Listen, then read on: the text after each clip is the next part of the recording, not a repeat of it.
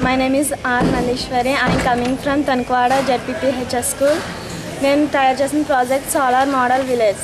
Solar మనకి ఇప్పుడు విద్యుత్ గ్యాస్ అనేవి తరిగిపోయే శక్తి వనరులు. సోలార్ సౌరశక్తి అనేది నిరంతరం వస్తూనే ఉంటుంది. అది తరగని శక్తి వనరు. ఇప్పుడు దాన్ని ఉపయోగించుకుని మనం ఇంట్లో కావాల్సిన విద్యుత్ని ఆదా చేయవచ్చు అన్నమాట. ఇలా ఆదాయం విద్యుత్తో పరిశ్రమలు పెడితే మనకి మన దేశంలో ఉన్న నిరుద్యోగం కూడా పోతుంది. 100 నిమిషాల్లో భూమి గ్రహించే సౌరశక్తి మొత్తం భూమిలో ప్రపంచంలో ఉన్న జనాభా ఒక సంవత్సరంలో ఉపయోగించే జనాభాకు సమానం. జనాభా ఉపయోగించే శక్తికి సమానం. అంత ఎనర్జెటిక్ శక్తిని మనం ఉపయోగించుకోవట్లేదు. అందుకు గాను మన తూర్పుగోదావరి జిల్లా కలెక్టర్ గారు మరియు బ్యాంకులు 25% సబ్సిడీ కూడా ఇస్తున్నాయి. ఇవి ఉపయోగించుకోవాలని ప్రజలను చైతన్యపరచాలి.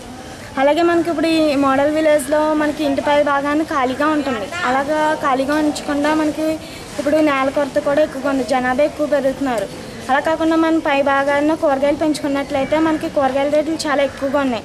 ఆ కూరగాయల రేట్లు ఎక్కువగా ఉన్నాయి కాబట్టి కూరగాయలు పెంచుకున్నట్లయితే మనకి ఆరోగ్యమైన ఫుడ్ వస్తుంది, నేల కొరత తీరుతుంది.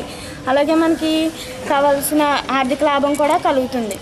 మనకి ఇప్పుడు ఇంట్లో వచ్చి చెత్త అంతా ఉంటుంది. ఆ చెత్త అంతా కంపోస్ట్ బాక్స్లో వేసుకున్నట్లయితే మనకి కలుషితం లేకుండా ఉంటుంది. అలాగే మనకి పైన పెరుగుతున్న మొక్కలకి ఆరోగ్యమైన ఎరువు కూడా లభిస్తుంది.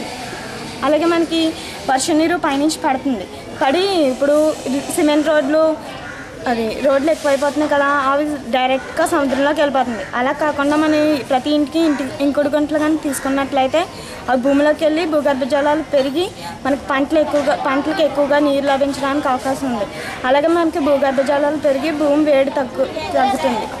అలాగే మనకి వీధి చివరి ఖాళీ ప్రదేశం ఉంటుంది. అందులో కనుక మనం ఔషధ మొక్కలు వేసుకున్నట్లయితే మనకి మంచి ఆక్సిజన్ వస్తుంది, గాలి వస్తుంది, మనకు వర్షాలు కూడా ఎక్కువగా పడతాయి.